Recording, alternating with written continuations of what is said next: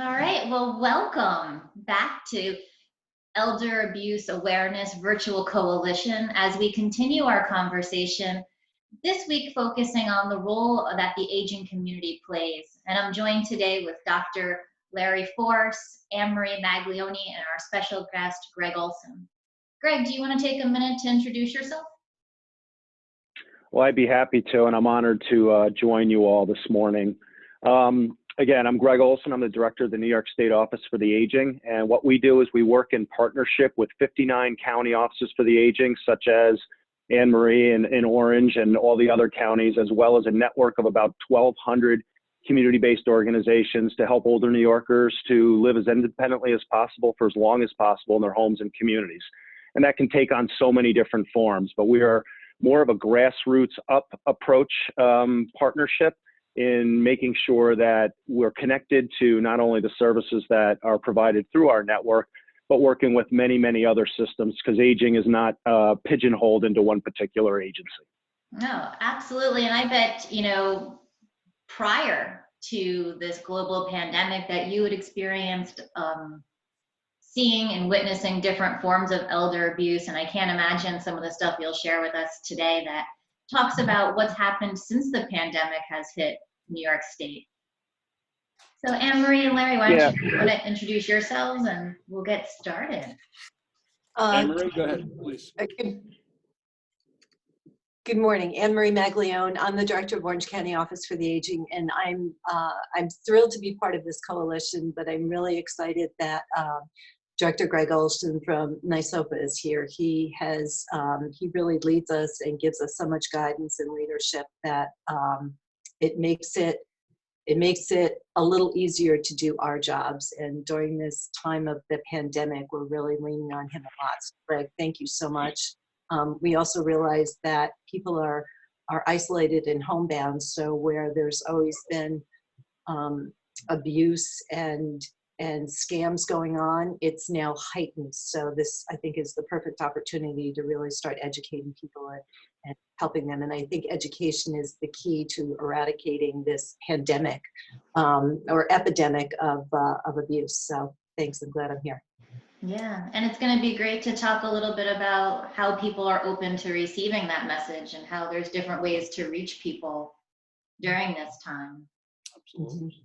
Yeah. Hi, my name is Larry Force, and I'm a professor of psychology at Mount St. Mary College and co-director of our Center on Aging and Disability Policy. Anne-Marie, we have an interesting model has surfaced in Orange County, and that's the connection between a public government agency, the Office for Aging, and an academic institution, Mount St. Mary College. Mm-hmm. And Anne-Marie and I have worked on a number of projects together. And one of them was to develop a presence in the field of elder abuse. We've participated in forums and conferences and discussions, and the world got turned upside down. And here we are, we're sitting with all of this content knowledge, all of these, the expertise of individuals and the lived experience. And we started to talk about how do we, where do we go next with this? And how can we be present for people in the community? So what started off as a discussion, 14 days ago, 15 days now, next thing you know, we're up and running thanks to the good work and the teamwork from Melissa Jo William. The thinking is, we wanted to be able to get the information out there because of the fact that this pandemic will change the way that we do business forever in so many arenas. And one of them being about the transmission of content knowledge.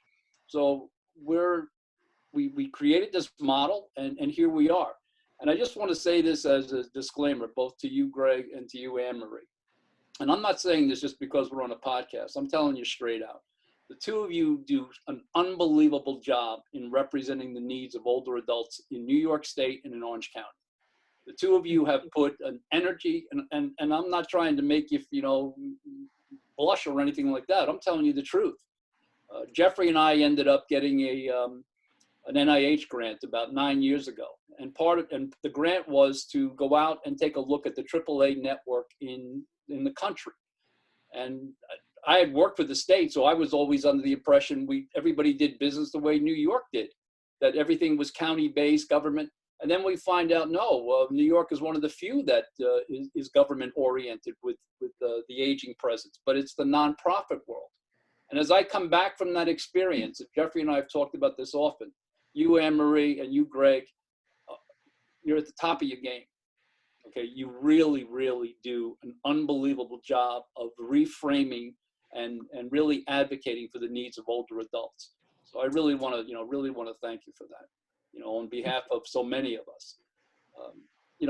Greg and Anne-Marie, the discussion today was the role of the aging community as it relates to elder abuse and elder abuse awareness. One of the things that we've had discussions about throughout time is the fact that it's not just physical abuse, but it's financial abuse. It's financial abuse, it's emotional abuse.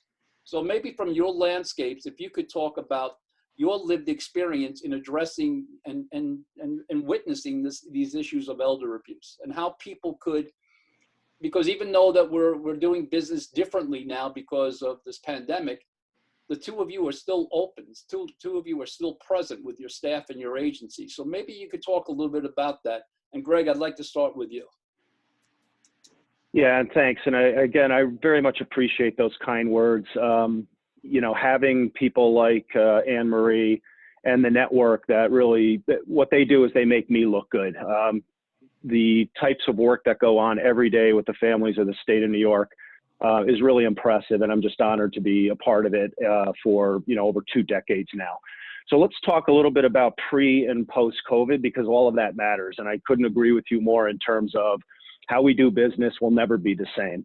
So the governor, I think, has said every single day that issues like this, emergencies like this, whether it be a pandemic or a superstorm or flooding, brings out the best and brings out the worst in us. We already knew we had an elder abuse problem prior to this pandemic.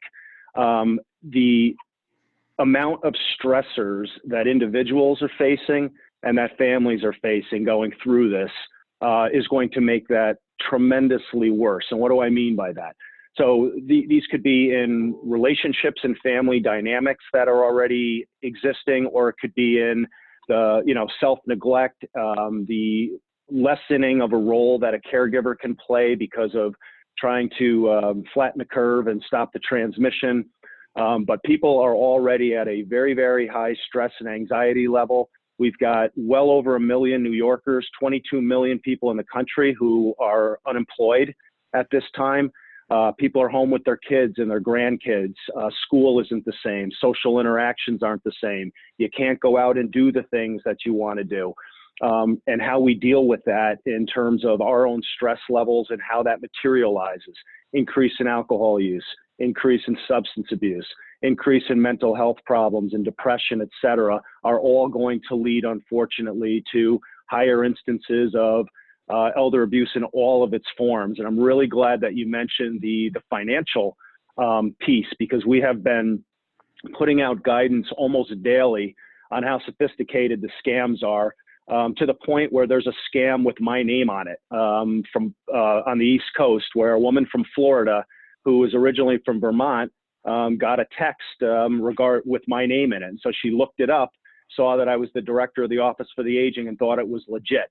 But they're so sophisticated. There are so many different kinds of scams that we really need to be paying attention, especially with the stimulus checks going out, for messages with links, things that look, like they're from the IRS or from the Social Security Administration or from your bank or from your local charity, and to make sure we're not answering the phones if you don't know the number, and you're never clicking on anything within a text message or an email. I think one of the ones I'm very concerned about are text messages coming from local EOCs, the emergency operations centers, that look very, very legitimate. And there's no reason you wouldn't click on these, but that's how sophisticated these things have come. And getting that type of information out, as well as point of contacts that are still out there. We're going to need to have mailmen and people who are servicing our cable, who are still at houses doing check-ins and making sure that they can recognize some of the simple signs of elder abuse.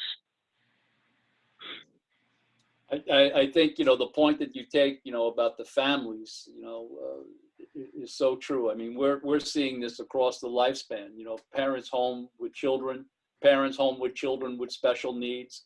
Now we ramp it up, older adults home, adult children home with people with Alzheimer's disease. This thing, has reconfigured the way that family systems, come together and operate.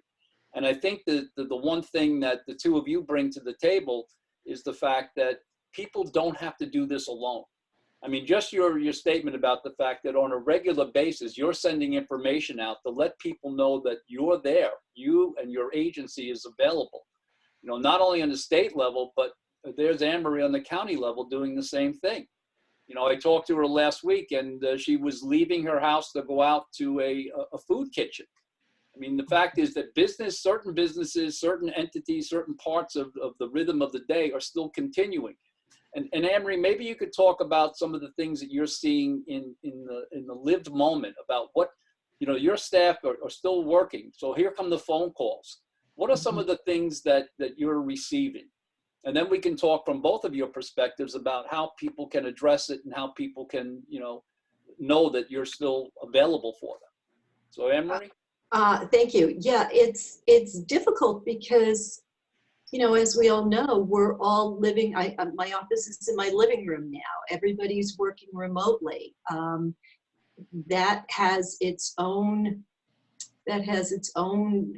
kind of bucket of issues that we have to deal with. And I have staff that I have two staff that have tested positive. I have 3 staff who have lost parents to COVID. So when we're trying to comfort other people, you got to make sure your staff is healthy too. So, the first line of defense is making sure that your staff is in a good place physically and emotionally, and then they can help others. We're getting calls. We have 40%, we're serving 40% more people for meals. The need is great. We go out, we deliver groceries, we pick up prescription drugs, we take their SNAP card, we get them groceries. We're doing all this.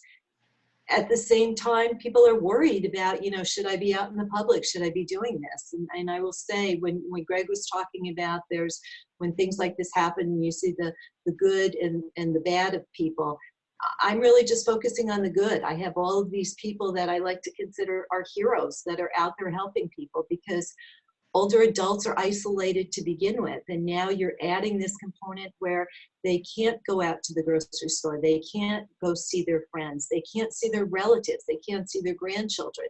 It's great that there's Zoom and there's FaceTime, but not everybody has that. And the people that didn't have that in the beginning and didn't have relatives in the beginning, they're getting lonely. So a lot of times I'll get calls, and we've made New York Connects, which is our single point of entry. It's no longer 5 days a week, it's 7 days a week, because everybody's switched their landline office phones to our cell phones. So people are calling all the time.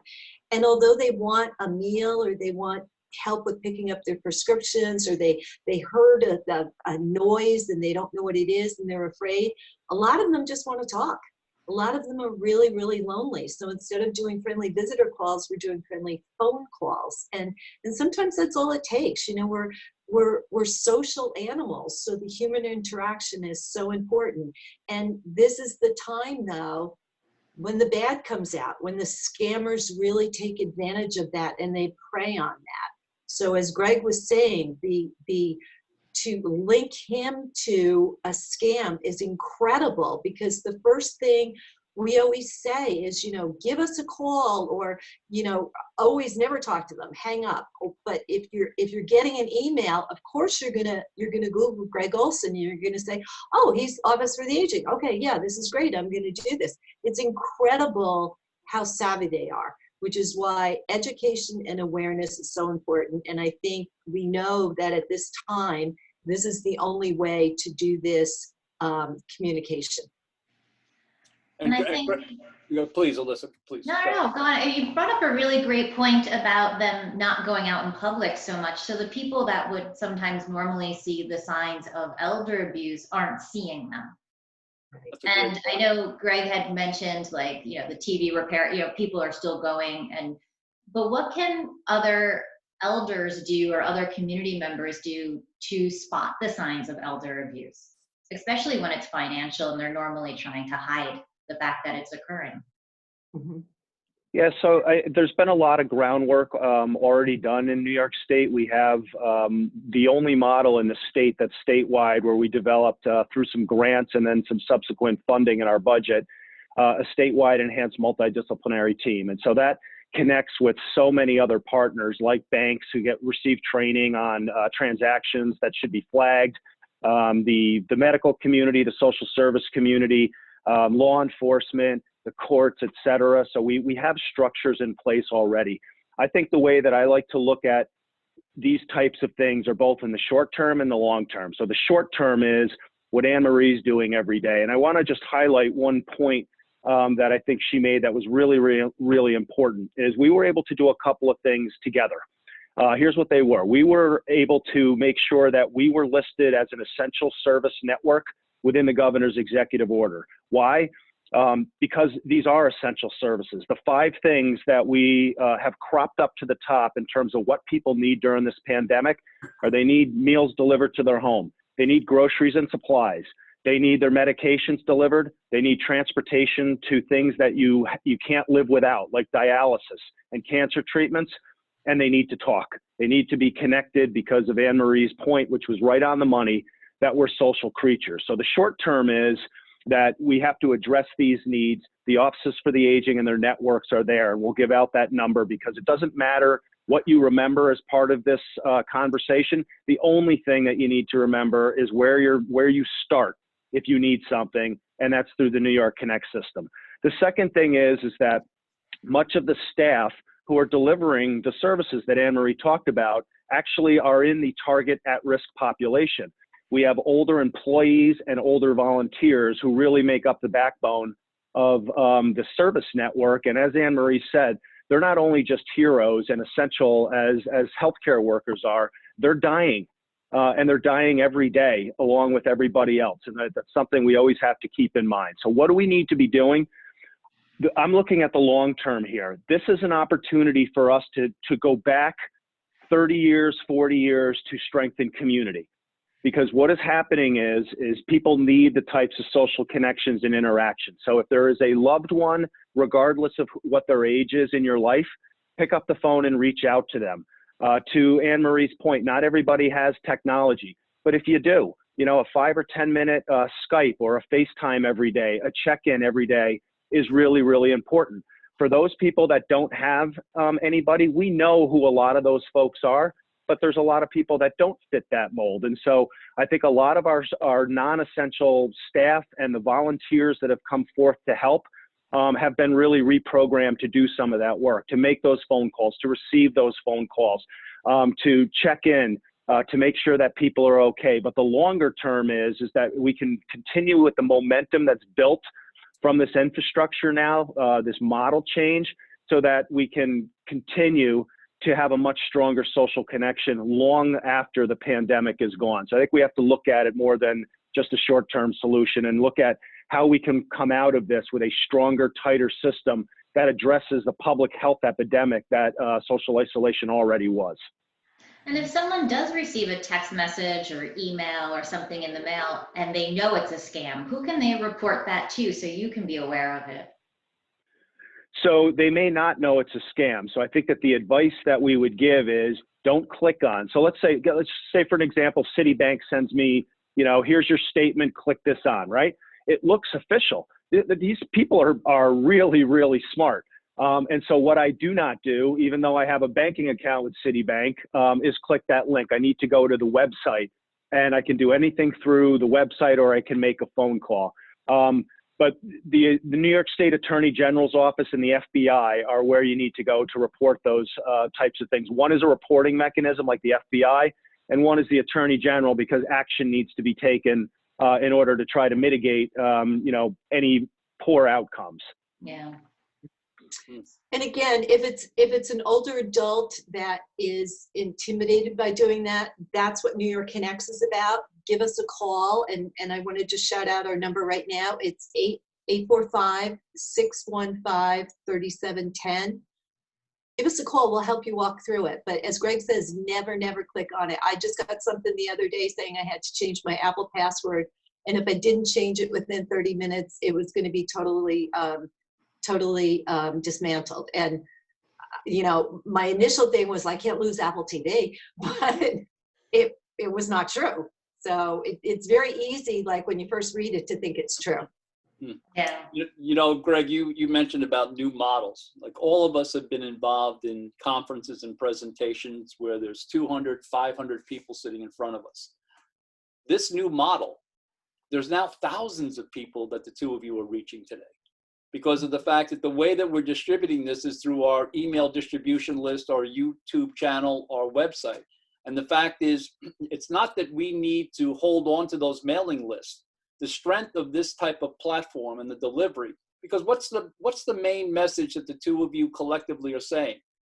Collectively and unified, you're saying, we are here. We are here, we are available, you don't have to do this alone.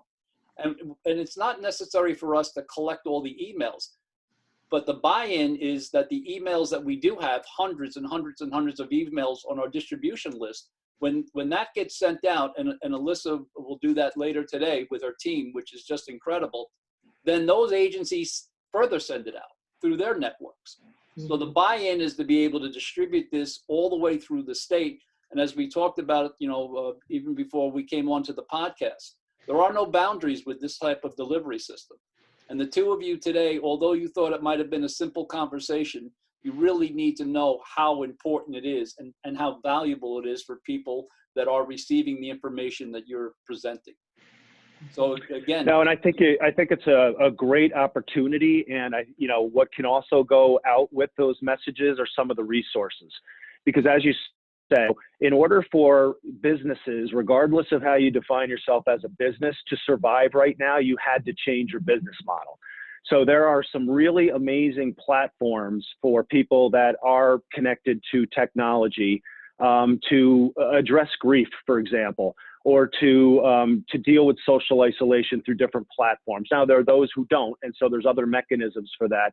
But we have compiled a really extensive list of resources for individuals, for caregivers to stay connected on scams, what to look for, how to report, et cetera, that can accompany, the video part of this, so that as you are pushing this out and it is being redistributed through these new methods, that those resources go along with it. And as you're talking, I mean, the fact is that the new way of doing business, it's going to be the way that we're going to continue to do business. Not necessarily in quarantine or isolation, but the idea of how we go about communicating with each other, and how important this is. So your message, the two of you, so well delivered, and it's so timely. And the fact is that, I think the real knowledge that people need to walk away with is the fact that you're there. You're there, call us, and anything we can do to help, we will definitely be able to do to help. So again, thank you. Please. I think Greg talked about one thing that was so important was, we always seem to be kind of the quiet little dusty department that, we just do our work and we take care of people and that's what we do. And during this pandemic, it really became apparent how essential and vitally important we are in serving the fastest growing population in our nation. So I always try to look at glass half full, that some really wonderful things are coming out of it. I think when we get into our new normal, it's going to be a kinder, gentler normal. But the fact that we now are recognized for the important work that we do, I think it's great. And again, Greg, I have to thank you for that, because you've really led this the whole way to get us there. So thank you. And the intent of today was to talk about the role of the aging community regarding elder abuse. Bravo. I think you've been clearly able to get the message out that, we're part of your team, the family team, the individual team. We're part of your defense, and you don't have to do this alone.